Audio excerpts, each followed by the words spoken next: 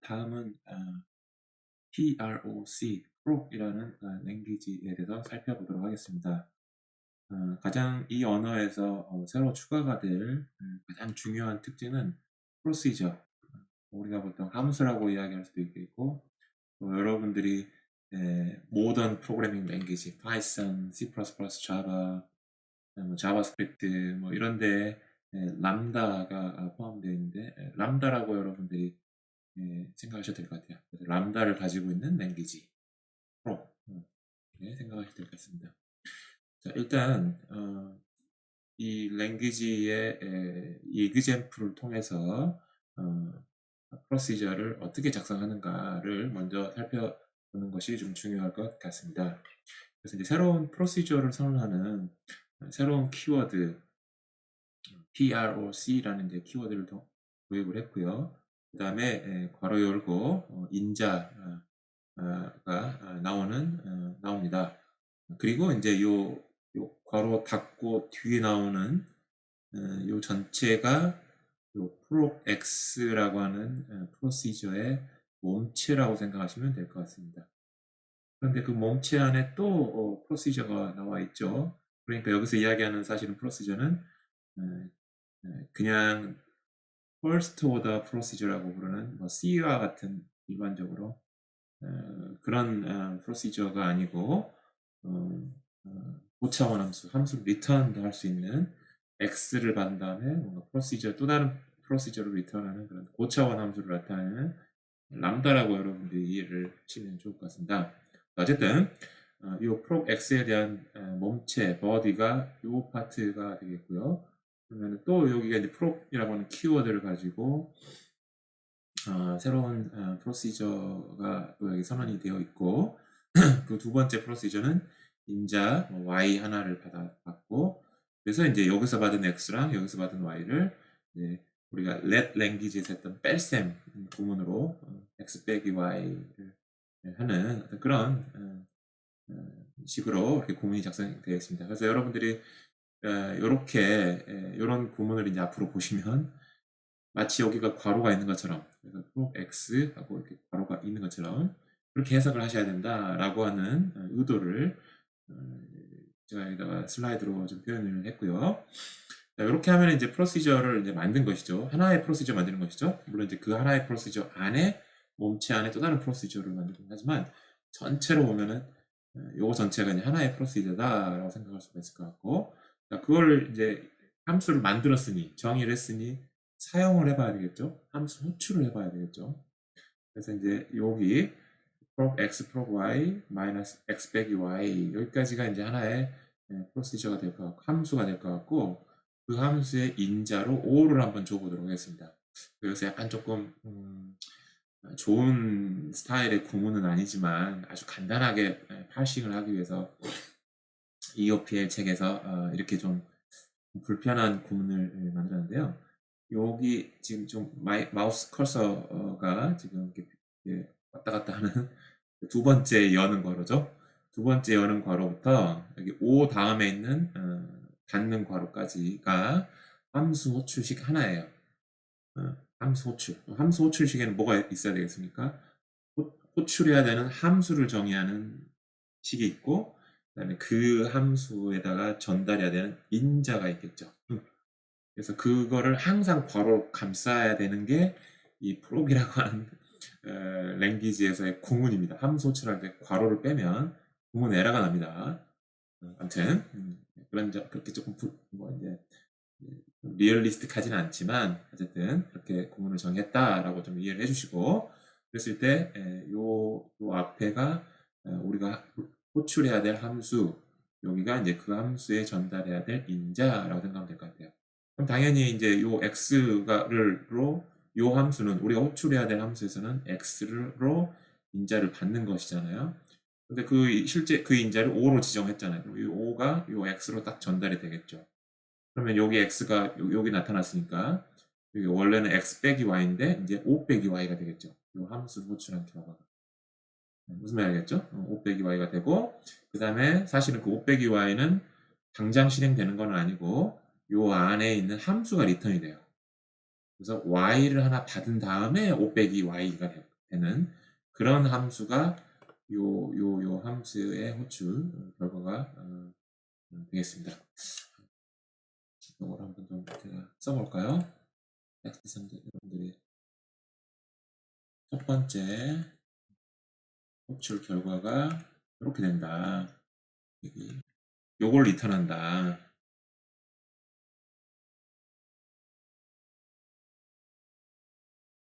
순식간에 그림을 그려냈는데 이렇게 그림을 그리는 게 여러분들한테 이해를 도울 것 같아요. 함수 호출이 지금 이렇게 네스팅 되어 있다 보니까 좀 여러분들이 헷갈릴 수 있는데 안쪽에 있는 함수 호출을 먼저 실행을 하게 되면 요 x에다가 5를 전달하게 되고 그러면 여기가 x잖아요. x 자리가 이제 5가 되겠죠. 그런데 5 빼기 y가 바로 실행이 되는 건 아니고 y를 받은 다음에 계산이 되도록 프로이라고 하는 결과가 이 첫 번째 함수 호출의 결과가 되겠어요. 그러니까 함수 호출의 결과로 또 다른 함수 프로시저가 되겠죠. 그런 거를 여러분들 고차원 함수 람다라고 부르죠. 그렇게 한 다음에 이제 두 번째 또 바깥쪽 괄호 열고 괄호 닫고 얘가 이제 또 다른 함수 호출식이에요. 당연히 이제 방금 실행한 결과인 procedure y 5 빼기 y라고 하는 게 이제 우리가 불러야 할 함수가 되는 것이고 그 다음에 6이 이제 그 함수한테 전달해야 될 인자가 되는 것이죠. 그러면 당연히 어떻게 되겠습니까? 6이 y로 가서 5 빼기 y를 하면 이제 마이너스 1이 되겠죠.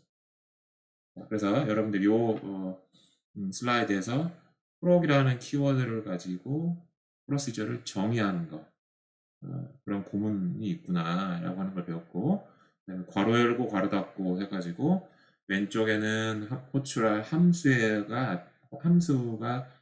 대한 식이 나오고 오른쪽에는 그 함수한테 전달해야 될 인자식이 나오는 그런 구문으로 되어 있는 게 프로이라고 하는 랭귀지다 라고 하는 거를 이 슬라이드를 통해서 여러분들이 배우셨습니다. 그래서 이제 여러분들이 GitHub에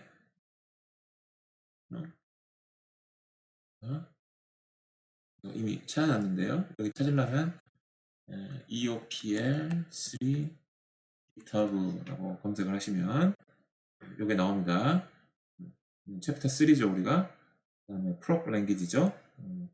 그다음에 이제 두 가지 사실은 교재에는 버전이 있는데 데이터 스트럭처 버전으로 가서 우리가 봤던 test.scm을 보면 여기에 이제 procedural language를 가지고 어떤 예제를 만들 수 있고 그 예제를 실행하면 결과가 뭐다라고 하는 테스트 케이스가 나와 있습니다. 이렇게 굉장히 많은 테스트 케이스가 있는데 사실은 프롭 랭귀지라고 하는 것은 let 랭귀지를 확정을 해서 만든 것이기 때문에 이 앞에 있는 테스트 케이스는 let 랭귀지에서 여러분들이 봤던 테스트 케이스랑 동일합니다. 그래서 프롭 랭귀지에 대한 여러분들이 해석기를 만든 다음에 이 let 랭귀지에 대한 테스트 케이스를 다시 테스트를 한번 해보셔야 돼요. 그래가지고 통과도 하시고 통과도 하고 그 다음에 이제 프롭 랭귀지에 대한 또 새로운 이그젬플도 통과를 해야 되고 이게 이제 새로운 이그젬플인데 두 가지를 다 통과를 해야지 이제 온전한 프롭 랭귀지에 대한 인터프리터가 만들어지는 것이죠. 그래서 이제 let 랭귀지에 대한 이전 테스트 케이스를 다시 돌려보는 거를 우리가 소프트웨어 공학에서 regression test라고 하죠. 회귀 테스트. 그 다음에 이제 당연히 새로운 피처, procedure라는 새로운 피처를 넣었으니까 그 procedure에 대한 이그젬플도 당연히 잘 돌아가야 될 것 같고요. 그런 test.scm이라고 하는 파일을 여러분들이 참고하시고 이 슬라이드에서는 이제 이전에 테스트 케이스는 다 설명을 했으니까 새로운 테스트 케이스, 그러니까 프로시저를 사용한 프로시저를 정의하거나 호출하거나 새로운 이그젬플에 대해서만 좀 저희가 몇 개의 슬라이드에서 좀 한번 두 개군요. 두 개의 슬라이드 가지고 한번 살펴보도록 하겠습니다. 그래서 어떤 거는 되게 간단하고 어떤 건 조금 더 복잡하고 그렇습니다. 첫 번째 이그젬플은 nested prox인데 이미 사실 여러분이랑 봤죠. 이 이그젬플 5 빼기 6 하니까 마이너스 1이 돼야 되는 것이죠. 이 이그젬플들은 이제 여러분들이 하고 이미 앞에 슬라이드에서 살펴봤기 때문에 다시 되풀이하지는 않겠습니다. 두 번째 example 이름이 nested prox2라고 하는 이름이 붙어있는 테스트 케이스를 보면 이게 좀 재밌는 example이에요. 이거는 let language에서의 로컬 변수 선언하는 피처랑 프로시저를 만드는 새로운 피처를 결합을 해가지고 이 프로시저를 여기다가 이제 바로 이렇게 쓸 수도 있지만 거기다 이름을 붙인 거죠. 지역 변수 f라고 하자. 요 프로시저를. 그 다음에 let in. 그 다음에 이제 여기 이제 f에다가 10 빼기 5. 이게 사실 이제 5죠. 사실. 요거랑 요거랑 사실 같은 거예요.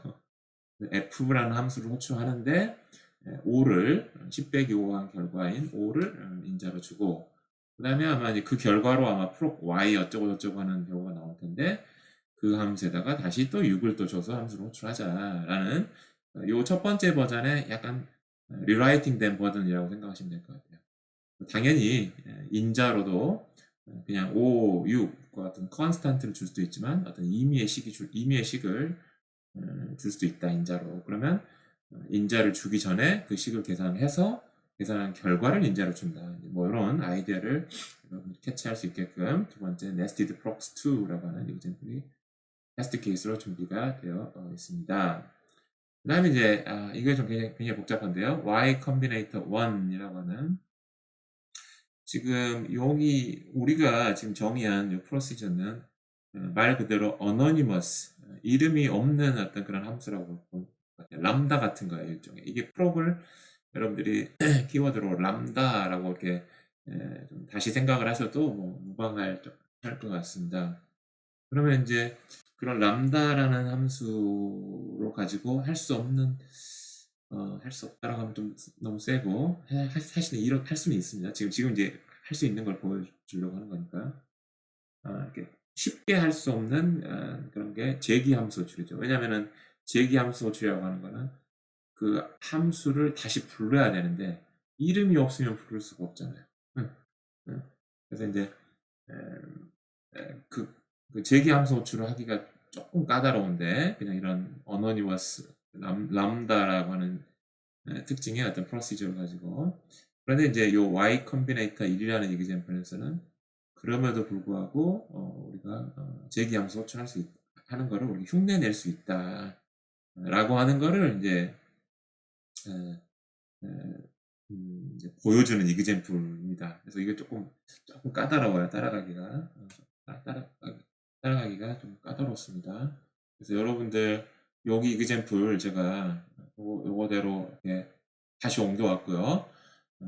요게 뭐 하는 example인가 하면은 지금 times 4하고 3 했는데 아마 결국은 요게 하는 일이 뭐냐면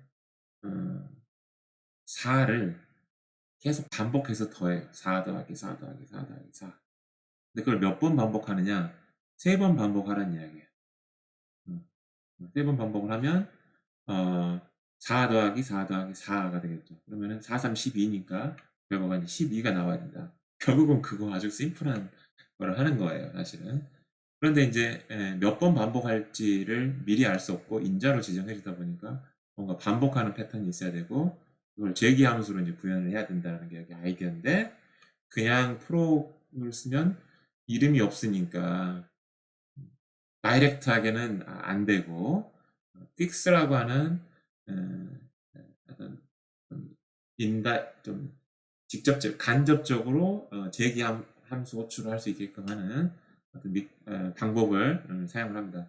굉장히 사실 람다 캘큘러스라고 하는 람다 계산법이라고 하는 함수형 언어의 어떤 이론적 기반이 됐던 수학적인 이론에서 나오는 테크닉 중에 하나예요. 픽스 포인트 컴비네이터를 만들어 가지고 람다를 어떤 제기함수로 이렇게 바꾸는 그런 테크닉의 example인데요. 어쨌든 뭐 그게 그런 게 있다고 치고 그래서 이제 요게 정말로 4 더하기 4 더하기 4 3번 더해가지고 12가 되는지를 여러분들이 한번 확인을 해보시라 라고 하는 일종의 간단한 엑서사이즈를 한번 내봤습니다. 요거는 그냥 여러분들이 방금 앞에 제가 여기서 설명했던 함수를 정의하고 호출하는 거 그것만 잘 이해하고 그대로 기계적으로 따라하면 요 times 3이라고 하는 게 12가 나옵니다. 근데 요거 조금 과정이 길기 때문에 A4 용지 한 장 가지고 되려나? 한 장이나 두 장 정도 준비를 하시고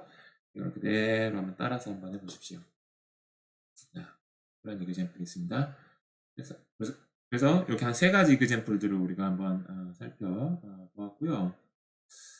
자, 그래서 일단은 여기까지 해서 프롭이라고 하는 랭귀지를 가지고 어떤 이그젠플을 만들 수 있구나 라고 하는 것 정도는 살펴보았다라고 여러분들이 이제 이해하셨을 거라고 생각을 합니다. 그러면 이제 우리가 이제 프롭 랭귀지에 대한 인터프리터를 만들어 보려고 하는데 프롭 랭귀지에 대한 인터프리터는 그냥 아주 처음부터 만드는 게 아니고 렛이라고 하는 랭귀지에 대한 인터프리터가 있으니까 그 언어를 확장하고 그 인터프리터의 구현을 또 확장하는 형식으로 이제 정의를 하는 게 우리의 전략입니다.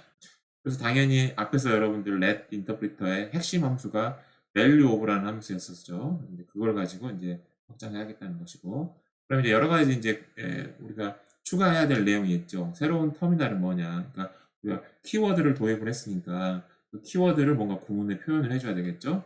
그래서 이제 프록이라는 키워드가 필요했다는 거 여러분들 기억을 하시고, 그 다음에 또 이제 프록이라는 랭귀지에 이제 문법이 있을 텐데, 그럼 이제 프록 랭귀지에 대한 두 가지 어떤 생산 규칙이 아마 추가가 돼야 되지 않을까. 새로운 뭔가 추가가 돼야 되겠죠. 뒤에 좀 이야기를 하겠지만. 그리고 또 이제 procedure value라고 하는 let language에서 없던 semantic value가 생겼잖아요. 그러면 이제 expressed value나 여기서 이제 denoted value가 뭐 어떻게 정의해야 되느냐. 거기다가 procedure value를 추가해야 되는 거 아니냐. 이런 이제 아이디어가 당연히 떠오를 것이고, 그 다음에 이제 이런 게 다 준비가 되면 이제 value of라고 하는 이제 parser도 만들고, 이제 여러분들이 만들지 않지만 사실은 parser도 만들 것이고, parser가 또 이제 준비가 되면 이제 새로운 추상 구문 트리, 프로시저에 대한 새로운 추상 구문 트리를 인터프리팅하는 new value 펑션의 새로운 케이스가 생기겠죠. 이런 것들이 이제 프로 랭귀지의 언어도 확장하고 인터프리터의 구현도 확장하는 그런 단계라고 보시면 될 것 같습니다. 그래서 일단은 여러분들이 이미 보셨듯이 프록이라는 키워드가 필요하고요.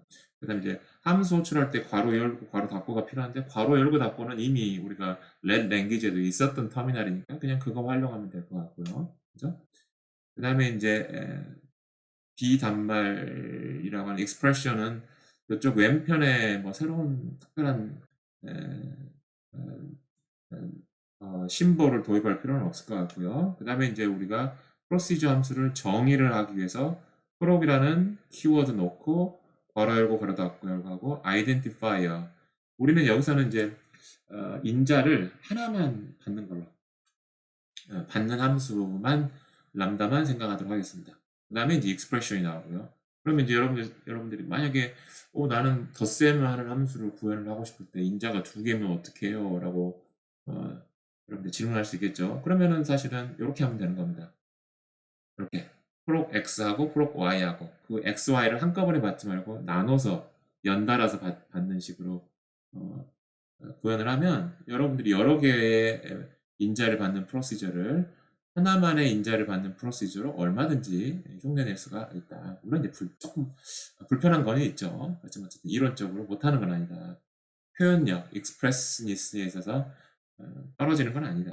라는 것을 이야기하고 싶고요. 그렇게 해서 이제 프로시저 함수를 정의하는 문법, 생산 규칙 하나가 도입이 되어야 할 것이고, 그 다음에 이제 함수 호출에 대한, 그래서 괄호 열고 괄호 닫고 익스프레션이 두 개가 나오면 요 첫 번째 익스프레션이 결국 우리가 불러야 될 함수가 될 것이고, 두 번째 익스프레션이 우리가 그 함수에 전달해야 될 인자가 되는 그런 두 개의 생산 규칙을 확장을 한 어떤 문법이 이제 프록 랭귀지가 되겠다.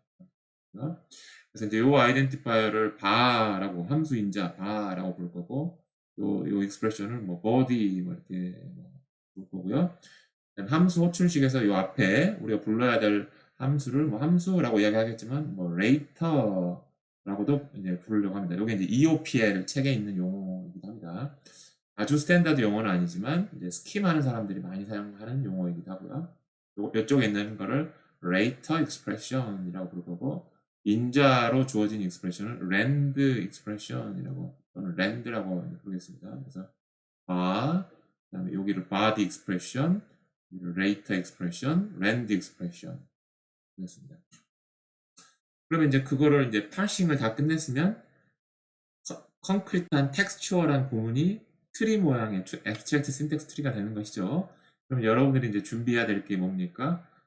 expression이라고 하는 추상 구문 트리를 표현하는 데이터 타입이 있었었는데 let language에서의 데이터 타입이 점점점 그대로 다 사용을 해야 될 것이고 빠짐없이 그 다음에 이제 요거에 해당하는 추상 구문 트리 노드가 요거가 되겠어요. 그래서 proc exp라고 하는 태그를 여기다가 도입을 했고요.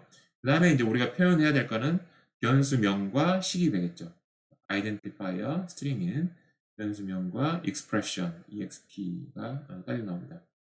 괄호 열고 괄호 닫고는 이제 추상 구문 트리, 그러니까 요약된 우리가 꼭 인터프리터에 필요한 정보만 담고 있는 트리이기 때문에 괄호 열고 닫고 이런 거는 다 표현하지 않아도 된다라고 하는 이야기는 지난 시간에도 이야기를 했었습니다. 그 다음에 이제 여기 함수 호출식에 대한 거를 표현하려면 두 개만 있으면 된다고 expression 두 개가 있고 그걸 구분하기 위해서 call exp라고 하는 태그를 붙였습니다. 이러한 데이터 타입을 확장된 데이터 타입을 사용하면 procedural language에서의 추상 구문 트리에서 충분하겠다라고 여러분이 생각하시면 되겠습니다. 그래서 이제 이그젬플을 한번 보면 아까 우리가 요거 한번 우리가 이그젬플을 봤었죠. 그 이그젬플을 parsing이라고 하는 작업이 끝나면 어떤 모양의 value가 될까, 이 데이터 타입에 어떤 모양의 value가 될까를 한번 살펴보면 일단은 맨 바깥쪽 안쪽부터 볼까요? 여기서부터 proc y 빼기 x 빼기 y 있죠. 이게 가장 안쪽 같아 보이는데 요거 어떻게 표현하느냐 그러면은 proc exp가 돼야 될 것 같고 그다음에 변수명은 y니까 string y가 돼야 될 것 같고 그다음에 x 빼기 y가 이제 diff exp by exp x by exp y가 되는 거는 이제 여러분들 잘 아시는 이야기고 여기서 다시 한번 이야기하지만 좀 주의하실 거는 여기도 y이고 여기도 y인데 똑같은 여기 y인데 요 두 번째 y는 왜 by exp y로 표현하고 요 앞에 y는 왜 그냥 y냐 여기도 by exp y가 아니냐 요 차이점에 대해서도 앞에서 한번 설명을 한 바가 있습니다. 잘 고민해 보시기 바랍니다. 그렇고요. 그 다음에 요게 이제 또 요게 하나의 body expression이 돼서 바깥쪽 proc x의 body expression이 되는 것이죠. 그래서 이제 proc에 대한 proc exp 나오고 인자 x에 대해서 x 이렇게 됩니다. 그래서 요 proc x, proc y, x 빼기 y라고 하는 것이 요 파란색 범위에 있는 value가 되겠죠. 요 exp의 value가 되고요. 그래서 이제 그게 이제 later 2가 되겠고요. later라는 용어는 여기서 썼습니다. 함수 호출식에서 함수를 가리키는 말을 later라고 이야기했는데요. 지금 함수 호출식이 두 개가 있다 보니까 안쪽에 있는 거를 이제 숫자 1을 붙였어요. 그래서 이제 5가 이제 안쪽에 있는 함수 호출식의 인자가 되니까 rand2라고 제가 이제 이름을 그렇게 붙여봤고 5는 const exp5가 되겠고요. 그 다음에 later 2, rand2가 const exp고 later 2는 proc x, proc y, x 빼기 y 요게 되겠죠. 파란색. 그리고 그 다음에 이제 그 두 가지를 결합해가지고 call expression 하나 만들 수가 있겠죠. call expression. 그게 바깥쪽 call expression의 later 1이 되는, later가 되는 거예요. 이 구조 잘 이해가 되시나요? 그리고 이제 6이라고 하는 게 이제 const exp 6으로 표현이 될 텐데 바깥쪽 call expression, 함수 호출 expression의 rand 파트가 되는 것이죠. 그렇게 해서 이제 여러분들이 잘 좀 분석해서 그리고 이제 당연히 이제 call exp라는 태그를 붙여야 되고요. 요 later 1과 later 1에 대한 태그. 요거는 이제 later 2와 rand 2에 대한 이제 태그가 되겠고요. 자, 이제 그렇게 해서 이제 파싱이 된다라고 하는 거를 여러분들이 이해하시면 될 것 같습니다. 그래서 이걸 실제로 한번 여러분들이 parser를 이용을 해가지고 한번 실행을 한번 해보도록 하겠습니다. 그래서 여러분들이 가지고 있는 여기에서도 챕터 3 EOPL exercise 여기에서 stack ghci 하고 3exe 하고 이번에 이제 프록 이름이 좀 달라졌죠. 프록랭 ex죠. ex를 이제 로딩을 하시면 적어도 여러분들한테 제공해드린 게 이제 parser는 구현이 되어 있습니다. 요거는 좀 무시하고요. 그래서 어떻게 뭐 하라고 했습니까? 여기 지금 example들을 봐야 되는데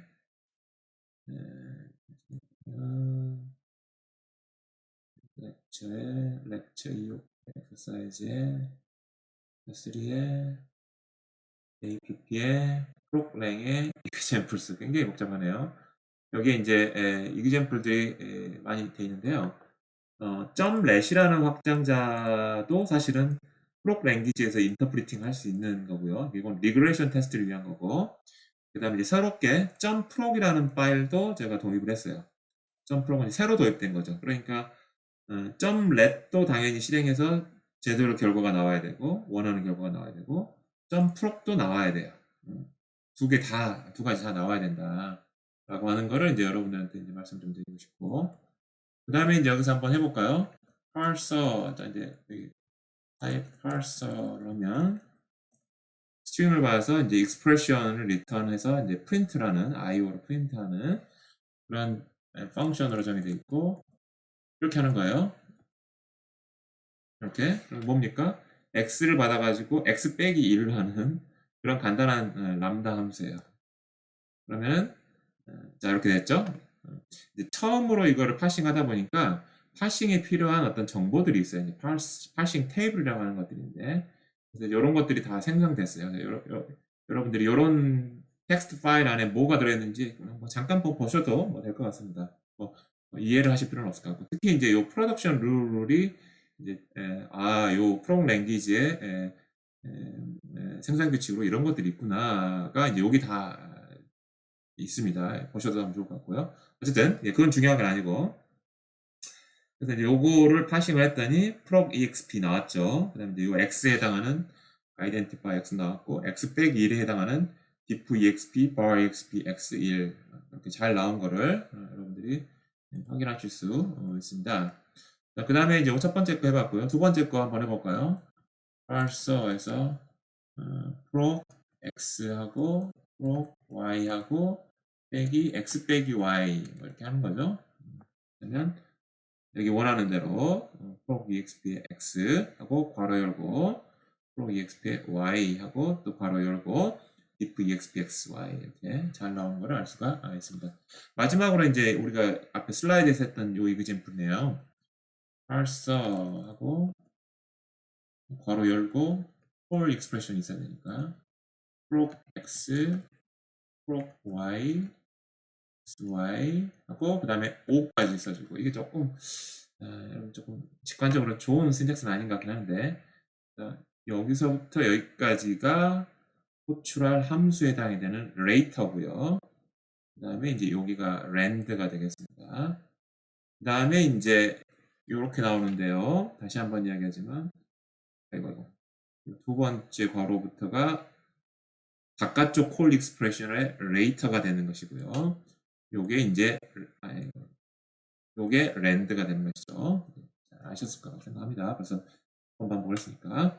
그래서 이제 콜 익스프레션이 이제 두 개가 바깥쪽으로 나와 있고 복잡하게 돼 있죠. 자, 여기까지 해서 이제 구문에 대해서는 이제 여러분들이 충분히 구문과 abstract syntax tree로 어떻게 표현하는구나 라고 하는 거를 이제 충분히 이해했을 거로 생각이 됩니다. 자, 이제 그 다음에 이제 semantics, 이제 구문에 대한 이야기 끝났으니까 semantics, 인터프리터 이야기를 해야 되겠죠. 인터프리터의 구조는 사실은 크게 변화는 없어요. value of 함수를 다시 이제 구현을 할 거고, expression을 받고, environment 당연히 있어야 될 것 같고, 그 다음에 이제 이걸 실행한 결과로 뭔가 이제 expressed value, semantic value가 이제 리턴되는 그런 큰 구조는 달라지진 않았다라고 하는 것이고요. 달라진 거는 뭐냐면은 expressed value에 이제는 어떤 식을 계산을 하면 int만 나오거나 불리언만 나왔었는데 let language에서는 이제는 프로그램을 실행하면 procedure, 람다가 최종 결과가 될 수도 있어요. 그러니까 무슨 말인가 하면 요거 44 빼기 33 이런 거 인터프리팅 할 수 있었잖아요. 그러면은 이건 뭐 얼마입니까? 11이 나오잖아요. 그러면 이제 11 인트가 나오는 거고 인터프리터의 최종 결과로 그 다음에 뭐 0이 제로라는 숫자가 0이냐 제로냐 이거 테스팅하는 것이 우리의 프로그램이었다면 불리언이 나올 건데 이렇게도 쓸 수 있단 말이에요. 이거 자체도 하나의 완성된 프로그램이에요. 프로 x 제로. 그래서 뭘 받아도 0을 리턴하는 함수인 것이죠. 그래서 요걸 인터프리팅 하면 최종 결과가 프로시저가 나와야 돼요. 그러니까 이제 인트 불리언 뿐만 아니라 프로시저라고 하는 거를 나타내는 시멘틱 밸류도 포함되어야 된다라고 하는 게 이제 달라진 점입니다. 드디어 렐 랭귀지랑. 그렇고요. 그러면 요 PROC라고 했는데 이게 도대체 무슨 타입이냐? 이거 이제 새로 정의를 해야 되는 것이죠. 해야 되는 것이죠. 그래서 우리가 프로시저를 나타낼 수 있는 데이터 스트럭처로 데이터 타입 프로이라고 하는 데이터 타입을 만들었고요. 거기에 이제 태그로 프로시저라고 이제 붙였습니다. 이제 앞으로 모든 프로시저 밸류들은 다 프로시저로 시작을 할 거예요. 하스켈에서는.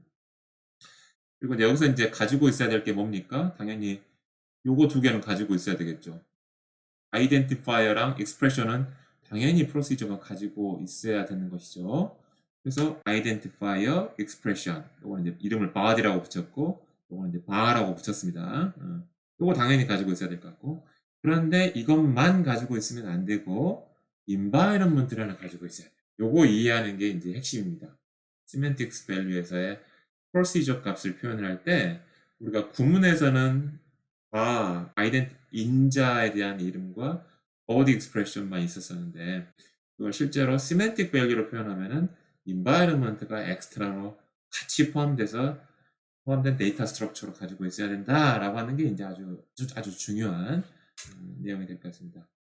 그래서 이제 이게 왜 필요한가에 대한 설명들은 이제 조금 이제 곧 하게 될 것 같고요. 그래서 이제 이런 프록이라고 하는 데이터 타입이 있다고 하면 앞에서 expressed value가 넘발, 불발이었었는데 이제는 프록발까지 있어야 돼요. 프록발. 그래서 스타일은 똑같아요. 인티저를 이렇게 expressed value로 표현한 게 넘발 인트였잖아요. 불리언을 expressed value로 표현한 게 이제 불발 불이었고 프로시저를 이제 프로시저로 value로 표현한 게 이제 프록발이라고 생각하시면 이제 스타일은 다 비슷하다 이렇게 생각하시면 될 것 같아요. semantics value의 세 가지 종류가 있지만 일단 그렇고요. 그래서 왜 이제 environment가 필요한가 이제 뒤에 슬라이드에서 차차 알아가도록 하겠습니다. 어쨌든 expressed value가 procedure라는 데이터 타입, procedure value를 표현하는 procedure 데이터 타입 가지고 확장이 됐다라고 하는 게 이제 여기서 확장이 된 걸로 이제 구현을 한 거죠, 하스켈로. 그게 이제 여러분들이 이해하셔야 되는 포인트고. 그랬을 때 이제 왜 environment가 필요한가에 대한 이제 설명을 하도록 하겠습니다. 첫 번째 일단 environment가 필요한 이유는 보세요. procedure z하고 z 빼기 x를 한다고 칩시다. 그럼 만약에 procedure value에 bar에 해당하는 z는 가지고 있겠죠. body에 해당되는 z 빼기 x는 가지고 있고 environment가 없다면 무슨 일이 생기냐면 어떤 z에 뭐 인자를 뭐 10을 받았다고 칩시다. 그래서 이제 body expression을 계산을 하려고 해요. z가 10이에요. 그럼 10 빼기 x를 해야 됩니다. 근데 이 x의 값이 도대체 뭐냐는 거예요. 그 x의 값이 뭐냐는 걸 가르쳐 주는 게 바로 이 saved env, environment. 그래서 이제 가지고 있다라는 거에 대한 이유를 먼저 설명드렸고, 여기에서 x는 상식적으로 뭐가 돼야 됩니까? 여러분들이 잘 알고 있는 파이썬, 뭐 자바, 뭐 이런 데서 사용하는 람다로 여러분들이 이거를 좀 생각을 했을 때, 그 언어들에서의 요 x는 당연히 뭐가 되었습니까? 요 앞에 x는 200이라고 했잖아요. 그럼 그 200을 가리키고 있는 것이죠. 또 여기 안쪽에 procedure z-xs 요 x는 뭐 해야 되겠습니까? 라고 제가 질문했을 때 약간 여기서 이제 고민되는 포인트는 x가 여기도 정의되어 있고 여기도 정의되어 있어요. 그럼 보통 우리가 가까운 x를 가리킵니까? 먼 x를 가리킵니까? 당연히 가까운 x. 지금 여기 레드린이 지금 이렇게 막 제일 바깥쪽 블럭이 여기 있고 그 다음 블럭이 f라는 지역 변수는 했고 그 다음 안쪽 블럭이 x 또 그 다음 안쪽 블럭이 g 상상이 되시죠? 이 4개의 블럭이 다 이렇게 네스팅, 내포되어 있는 그런 구조 상상이 되시죠. 그렇게 해서 요 x는 당연히 가까운 x로 정의하는 게 우리가 알고 있는 메이저 모던 프로그래밍 랭귀지들의 어떤 언어를 정의하는 방법이죠. 그러니까 요 x는 100이 돼야 되고 요 x는 200이 돼야 돼요. 그거 구분하려면 아이덴티파이하고 익스프레션만 가지고 프로시저 표현하면 안 돼요.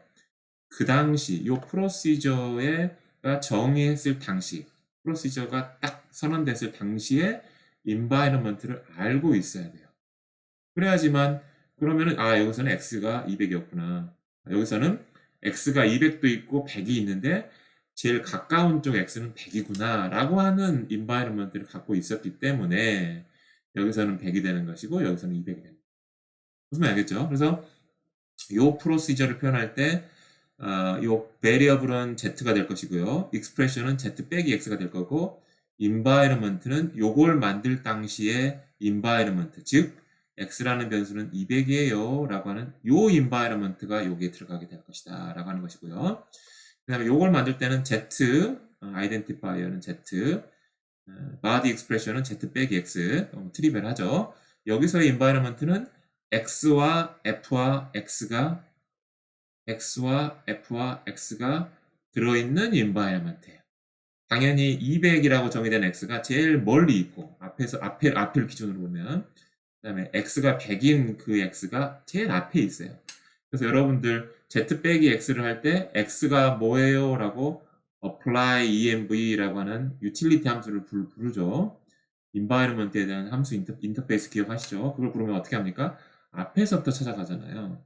그러면은 제일 최근에 정의된 x 100이 return 되는 것이죠. 그래서 x가 100이 되는 것이죠. 무슨 이야기인지 아시겠죠? 그래서 요 프로시저의 environment는 요거, 그다음에 요 두 번째 프로시저의 environment는 요게 저장이 된 방식으로 우리가 프로시저 밸류를 정리를 하면 우리가 메이저 프로그래밍 랭귀지에서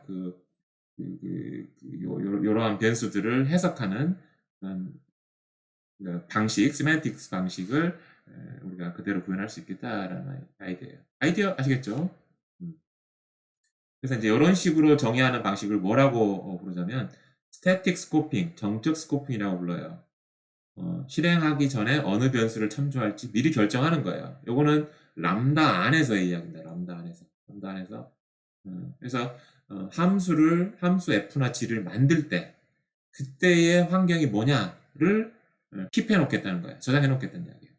그리고 그 함수를 사용할 때는 그때 저장해 놓은 environment를 꺼내 가지고 내가 body expression을 계산을 할 때 참조를 하겠다라는 거예요.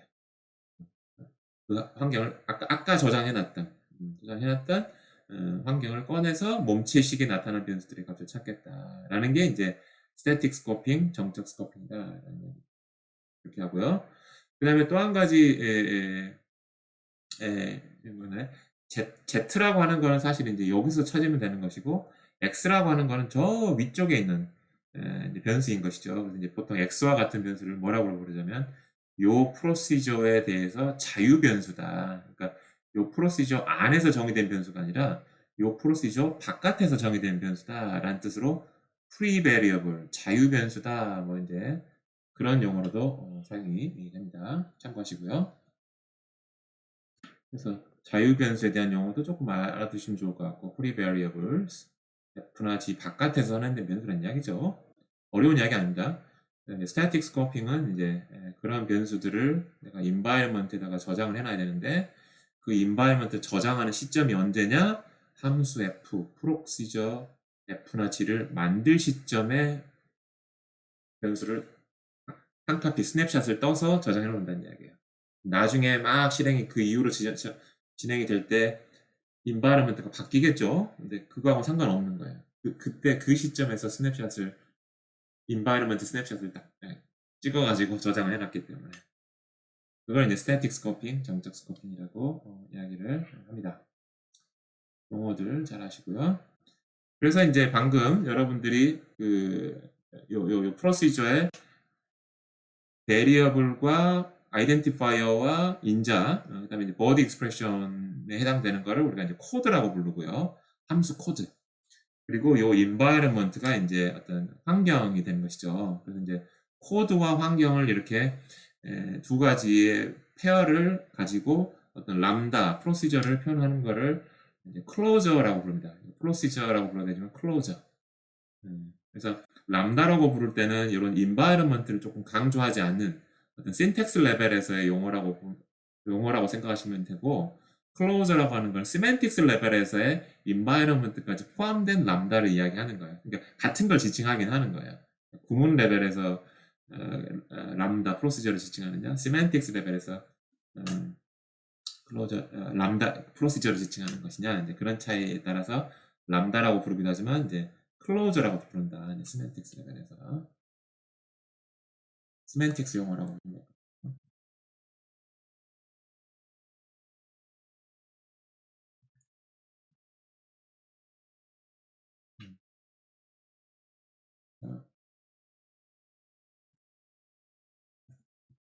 이렇게 부릅니다.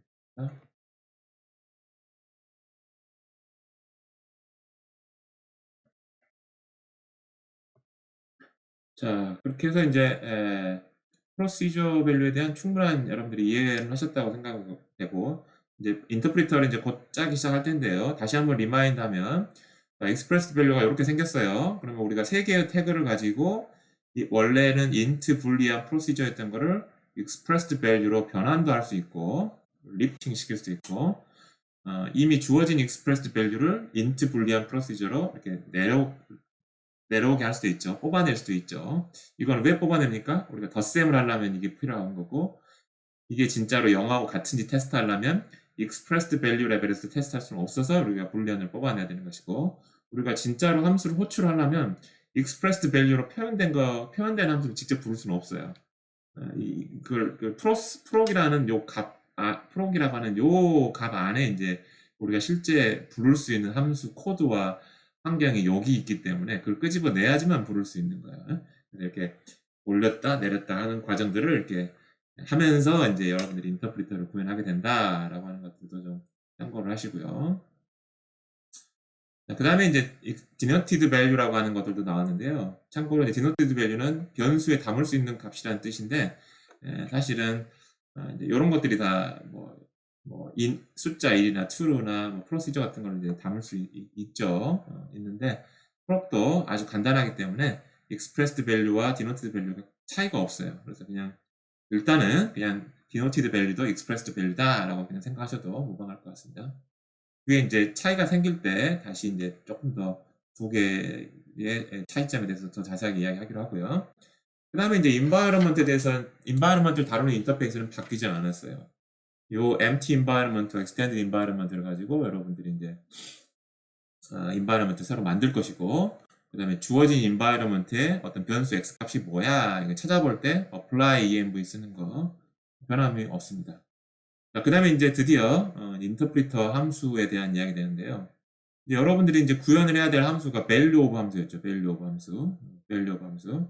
그래서 value of 함수 여러분들이 뭐 구현을 해야 되자면, 지금 어떤 이야기냐면, 여러분들이 노트패드에, 제가 노트패드 저는 하지만 이제 여러분들은 제가 VS 코드 제가 띄워놨으니까 VS 코드로 할까요? 그래서 여러분들이 지금 챕터 3를 다운로드 받았으면 지난번에 red 랭귀지를 다 완성을 하셨겠죠. 이렇게 완성을 하셨을 것 같고, 그 다음에 이제 프록 랭귀지를 하고 있습니다. 그래서 지금 여러분들이 expression haskell 파일 보면은 요 방금 제가 설명드린 요 두 가지가 추가가 되어 있는 거 여러분들 아실 거고요. environment는 요게 바뀌었네요. 요게 추가가 됐죠. 그 다음에 이제 이걸 프린팅 하기 위해서 instance show express 이것도 좀 추가를 했네요. 그래서 프로시저는 어떻게 좀 이쁘게 출력할 방법이 적절하지 않아서 그냥 무조건 이렇게 출력을 하는 걸로 정했습니다. 그 다음에 이미 여러분들이랑 이야기했던 요거고요. 그 다음에 이제 인터프리터죠. 인터프리터가 되겠죠. 그 다음에 물론 이제 렉스 토큰의 프록이라는 이제 새로운 터미널 또는 토큰이라고 부르는데 이거 추가한 거 했고요.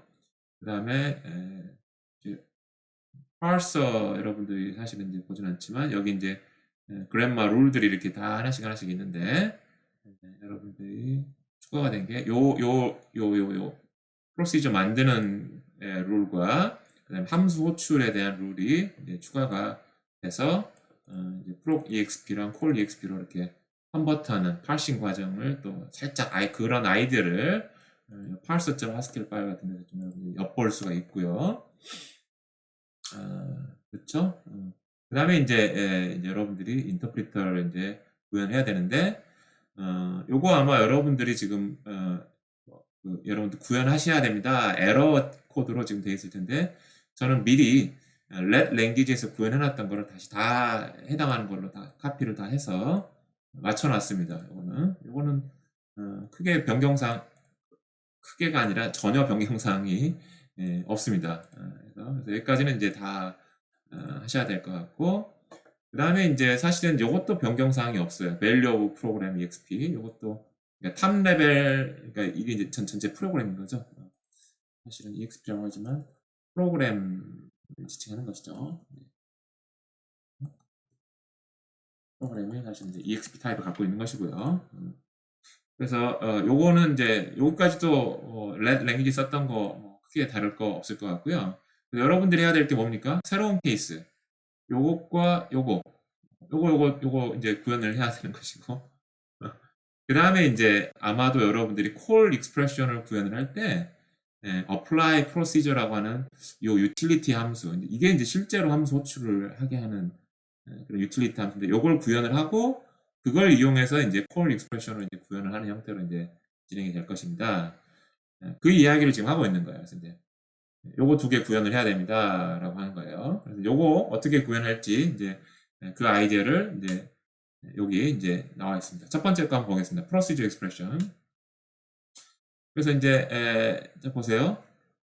자, 여기서 여러분들이 뭐 해야 되냐면 자 이제 우리가 인터프리팅 해야 될 게 어떤 Procedure Expression이 나왔다 칩시다. 예를 들면 이런 게 들어온 거예요. 여러분들. 예를 들어서 pro 뭐 x 해가지고 뭐 할까요?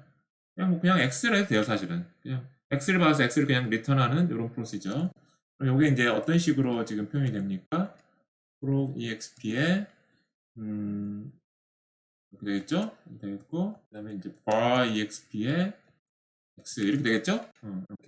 이렇게 이게 들어온 거예요. 요게 들어온 걸로 생각을 하시고 그러면 여기 bar가 뭡니까? 요거죠, 요거. 버디가 뭡니까? 이제 요런 식이 되겠죠. 예를 들면 이렇게 됐을 때 이제 어떻게 할 것이냐라고 하는 거예요.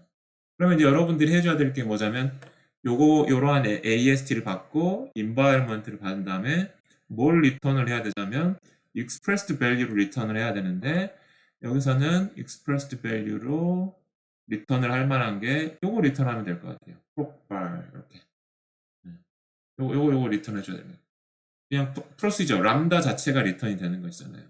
뭐 계산할 게 없어요. 계산 진행이 될 만한 게 없어요. 그래서 여기서 지금 procbar이라고 하는 걸 했고요. 그 다음에 이제 여기다가 뭘 써야 되는데 여기다 뭘 써야 되느냐 요게 들어가야 돼요. 프로시저 타입에 뭔가 들어가야 돼요. 그럼 프로시저 타입이 어떻게 생겼느냐 이미 다 이야기했죠. 요렇게 생겼어요. 이렇게 프로시저 어쩌고 저쩌고 그래서 보니까 프로시저라고 하는 여기 이제 소문자로 했는데요. 이거 사실은 그냥 유틸리티 함수뿐이에요. 프로시저가 바디 env를 받아서 그냥 그대로 프로시저를 만들어지는 그냥 유틸리티 함수입니다. 사실은 대문자 프로시저를 쓰나 태그로 쓰나 소문자 프로시저 유틸리티 함수를 쓰나 사실 똑같습니다. 근데 여기 example은 소문자로 썼네요. 어쨌든 이거를 혼동스러울 수는 있겠네요. 어쨌든 그래서 여기서 지금 뭐를 쓰면 되자면 procedure라고 쓰고요. 첫 번째 버하고 여기 variable 가져오고 여기 뭐를 가져오고 여기서 현재 요 프로시저를 실행할 시점에 environment의 스냅샷을 가져와야 돼요. 그게 이미 주어져 있잖아요. 이렇게. 그러니까 이거를 그대로 env 이렇게 하면 되고요. 되고요. 저는 이제 이렇게 했는데 뭐 이렇게 소문자로 해서 유틸리티 함수가 요걸 사용을 하셔도 되고 요걸 이제 요건 인터페이스라고 지금 만들어 놓은 겁니다. 그래서 이제 가능하면 이제 요 이름이 노출되지 않게끔 하는 게 요 EOPL 책의 이제 아이디어인데 이렇게 하셔도 되고 이렇게 하셔도 되고 무방하다.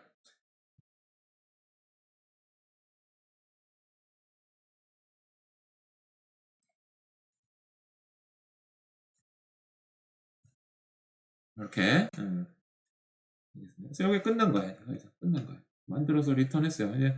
이제 프로시저 밸류에 대한 익스프레스드 밸류를 만들었으니까 끝난 겁니다. 일단은 됐고요. 그 다음에 이제 core expression이 이제 조금 어려운 내용인데요. 그래서 이제 core expression을 구현하기 하기 위해서 사실은 이게 이제 좀 어려운데요. apply procedure라고 하는 utility 함수가 있다라고 가정하게 할게요. apply procedure는 proc value가 있고 인자로 주어진 expressed value가 있으면 그걸 함수 호출해 가지고 결과가 나올 거 아닙니까? 그 결과를 리턴해주는 함수예요. 그런 apply procedure가 이미 있다. 아직은 구현 안 했지만 나중에 구현하겠지만 라고 가정을 하고 요 파트를 이제 한번 구현을 해보겠다는 이야기예요. 아이디어 아시겠죠? 그래서 일단은 여러분들이 좀 리마인드를 하면 뺄셈 할 때 어떻게 했죠? exp1, exp2 빼는데 먼저 exp1을 계산을 해서 expressed value 1, expressed value exp2를 계산해서 expressed value 2를 만들고 그 다음에 거기서 우리가 기대하는 숫자를 뽑아냈잖아요. 넘은. 그래서 뺄셈을 하고 넘발로 이렇게 씌워줬단 말이죠. 사실 이 과정이 그대로 여기서도 반복이 됩니다. 첫 번째 뭐 하느냐면은 프로시저를 해야 될 것 같아요. 그렇게 하기 위해서는 value of function을 이렇게 부르는 거죠. later라는 식이 있을 테니까 그 식에 value of semantics interpreter를 제기함수로 돌려가지고 expressed value인 proc 타입을 하나 만들어낼 거예요. 이건 ext 발이에요. ext 발. 아마도 프로시저를 담고 있을 것으로 기대하는. 그 다음에 이제 arg로 그죠? 아예 뽑아내 버렸군요.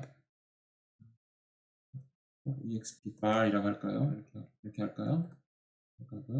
그 다음에 이제 교재에서는 한 스텝을 해버렸는데 이걸 뽑아내려면 뭐 써야 됩니까?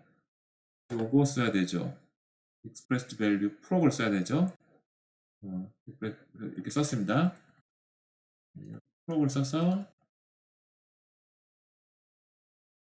이렇게 쓴 거예요. 그러면 이게 이제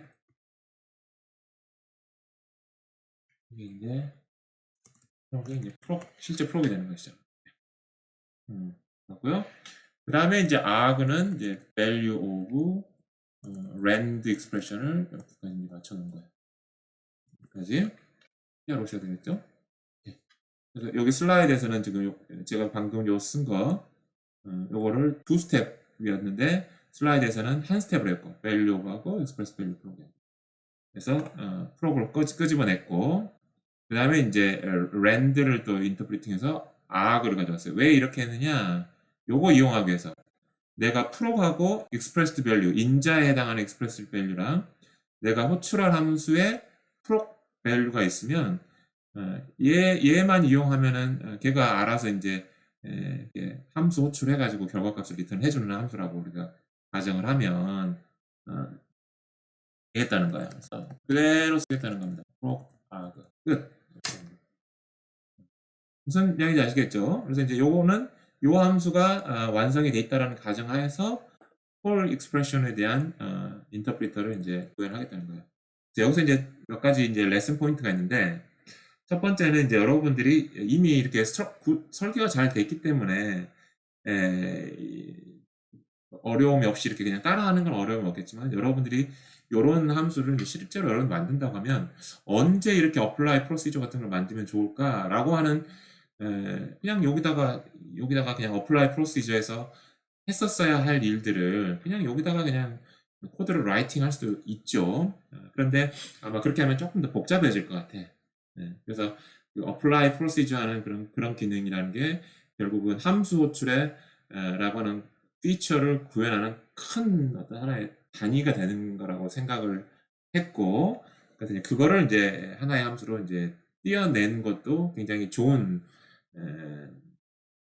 여러분들의 인터프리터를 좀 이해하는데 좋은 방법인 것이죠. 이제 그런 이제 어떤 아이디어가 들어 있어서 apply procedure라고 하는 거를 이제 분리를 했다라고 여러분들이 생각하시면 될 것 같습니다. 아이디어 아시겠죠? 자, 이렇게 했고요. 그럼 이제 남은 건 뭡니까? apply procedure 이제 구현을 해야 될 거잖아요. 그래서 이제 apply procedure에서 하는 일이 뭐냐면, 이게 지금 프롭 밸류가 지금 주어져 있잖아요. 프롭 밸류가. 프롭 밸류가 주어져 있으면 그 프롭 밸류에서 뭐를 끄집어내야 되냐면, 이게 주어져 있어요. 이게 주어져 있어요. 그러면 요거 끄집어내야 돼요. identifier, expression, environment 끄집어내야 될 거예요. 요거 끄집어내고, 그 다음에 이제 인자로 주어진 거를 요 env0 요 끄집어낸 환경, 그 스냅샷 저장해놨던 스냅샷 환경, 그걸 확장을 하는 거예요. 요 변수 바가 요 아그 값을 가질 거 아니에요. 요 바가 포멀 파라메타이고, 아그가 실제로 주어진 파라메타니까 요 바 아그를 가지고 스냅샷으로 여러분들 찍어놨던 env0를 확장을 하고 그 다음에 바디식을 계산하면 되는 거죠. 아이디어 아시겠나요? 그래서 그 아이디어를 구현을 해낸 게 요겁니다. 마이크로소프트가. 요거 한번 그대로 한번 제가 한번 타이핑을 해보도록 하겠습니다. 그래서 이제 여기까지는 됐고, 여기서 이제 요 apply procedure가 어떻게 구현해야 되느냐, 요 procedure가 사실은 procedure하고 바하고 body하고 env0가 될 건데 일단은 extend env 해가지고 바하고 arg하고 env0, 그러니까 기존의 env0를 바와 arg의 쌍으로 확장을 하나 했죠. 요게 이제 새로운 environment, 그러니까 프로시저의 body를 계산을 할 때 environment가 될 것 같고요. 그 다음에 우리가 이제 value of로 body라고 하는 식을 계산해야 되겠죠. body라는 식을 계산해야 되고, 그때의 environment가 요 environment. 그래서 그거를 제기의 식으로 value of 함수를 불러주기만 하면 그냥 이제 결과가 나오겠죠. expressed value를 리턴하겠죠. value of가 expressed value 식과 environment을 주면 expressed value를 리턴을 하는 그런 함수니까. 이렇게 하면 종료가 됩니다. 그래서 요 아이디어가 왜 이렇게 됐느냐를 모르겠으면 요 설명을 보시면 될 것 같아요. 다 요 지금 제가 여러분들 종합적으로 이렇게 해놨습니다. 요것들이 지금 environment.haskell 파일에 있죠. environment.haskell 파일. 그러니까 이런 것들을 여러분들이 요거랑 요 세 개 왔다 갔다 하면서 적절하게 잘 참고하면서 타입에 어긋나지 않게끔 이제 보셔야 될 것 같아요. 그렇게 해서 이제 구현이 다 끝났습니다. 구현이 끝났고요. 이거 반복한 내용이지만 주로 여러분들이 요걸 사실 여러분들이 구현하는 게 핵심이고, 그 다음에 여러분들이 아마 environment.haskell 파일이나 expression.haskell 파일에 abstract syntax tree하고 뭐 environment, expressed value 같은 것들을 여러분들이 참조를 해서 인터프리터를 여러분들이 구현을 하게 될 거고요. 사실 이제 구문적인 데서는 파싱 작업에서는 여러분들이 사실은 특별히 여러분들이 요청드리는 건 없지만, 관심 있는 학생들은 렉서를 보고 새로운 토큰이 추가가 됐구나, parser를 보고 새로운 프로덕션 룰들이 문법에 추가가 됐구나, 이런 것들도 확인하면 더욱더 재밌을 것 같아요. 토큰이나 렉서를 통해 이렇게 토큰, 렉서, parser 구조가 다 똑같아요. 앞으로 나온 랭귀지들이. 자, 그래서 이제 한번 실행을 해봐야 되겠죠. 실행을 한번 해보면 요건가요? 요거는 이제 엑서사이즈니까 여러분들이 아직 안 풀어놨을 테니까 이미 풀어놓은 여기를 가지고 자, 그래서 스택 gcci exe 하면 로딩은 될 거고요. 그 다음에 이제 run이라는 함수가 있죠. run이라는 함수가 있고, 그 다음에 요거를 한번 실행해 보겠습니다. 요거 여러분들 슬라이드에서 이그젠플 했던 거 바로 이거 타이핑 잘 치셔야 돼요. 가로도 많고 조금 띄어쓰기 해도 됩니다. 뭐 공백 같은 것들은 좀 몇 개가 들어가 있어도 파싱 하는데 아무 문제는 없으니까 좀 공백 같은 거 넣는 것도 좋을 것 같아요. 그러면 자 나왔죠. 자 나왔고 일단 파싱 결과는 같이 보기 좀 애매하네요. 콜 익스프레션 이렇게 나왔어요. 요거 여러분들이 요거랑 비교를 하셔가지고 아 같구나 라고 하는 거 한번 확인하시고 더 중요한 거는 인터프리팅한 결과가 마이너스 1이다 나온 거 잘 확인하실 수가 있을 것 같습니다. 그렇고요. 그 다음에 이제 이렇게 하셔도 되고 근데 요거 일일이 타이핑 하려면 구문 잘못 쓸 수도 있고 그러니까 앞에서 우리가 이야기했던